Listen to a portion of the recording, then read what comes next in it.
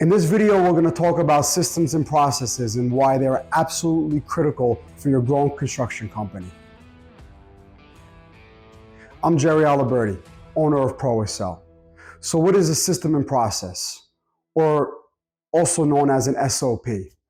SOPs are standardized procedures or guidelines that outline how specific tasks or processes should be carried out within a company. The system as a whole is, let's say, estimating as a department, project management as another department. Processes are the tasks within those systems or departments. SOPs are essential for maintaining efficiency, quality in operations, and consistency. Why are they important? As you grow, we all know you start hiring more and more people. More and more people start bringing in their own ways of doing things. You as the owner, as you're growing, you're getting more and more stuck into the weeds.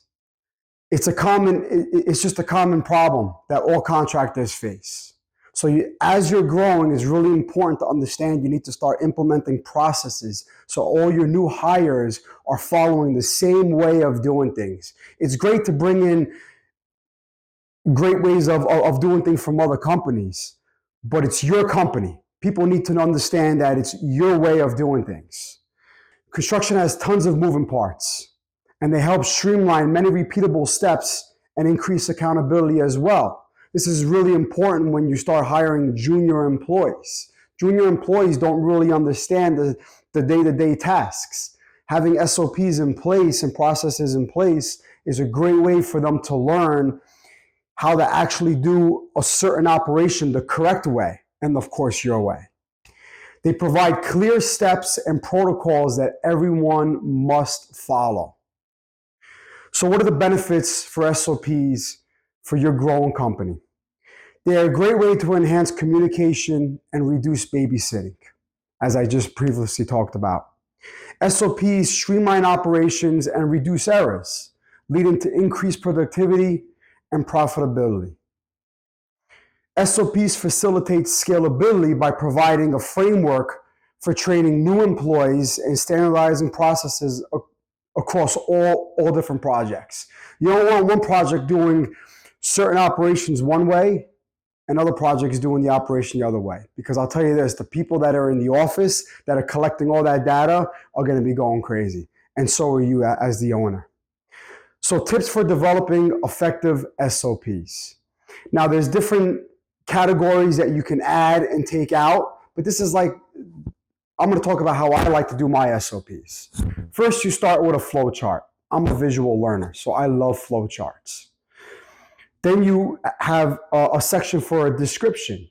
You briefly talk about the purpose of that SOP, when it starts and when it ends. You give a duration. Really important that you give a duration, or else it's going to carry on forever. You provide the scope of that particular process. You list all the departments that are involved. Then from there, you list the step-by-step instructions, which goes hand in hand with the flow chart above. Then from there, I like to add the responsibilities for each department broken down. So if you have field engineers, you have office engineers, you have supervisors, you have foremen, you have project managers, you have assistant project managers. In estimating, there's the senior estimators, there's the chief estimators, there's the junior estimators, there's the procurement. There's all the different departments and the roles for each and every single one of those for each and every single step. Then I like to add troubleshooting. What's going to go wrong? What can possibly go wrong? What's the plan B if this goes wrong? And then you list all the different troubleshooting steps, for example. Then I like to add a category for references. Who do you reference, or what software is required for a particular step and a particular task of that process? And then last but not least, approvals needed. For each step, who needs to approve what to get to the next step? So the next thing I like to talk about is the importance of involving employees in SOP development. Your employees are going to be the ones who are actually going to be implementing all of your SOPs. Implementation is the hardest part of developing SOPs. Your employees need to understand the importance of why these SOPs are for them, themselves, and their career, and also your company, the business. I would typically start with introducing new SOPs to a specific crew that you have, a specific team, maybe a specific project, for example. This has got to be a trusted team.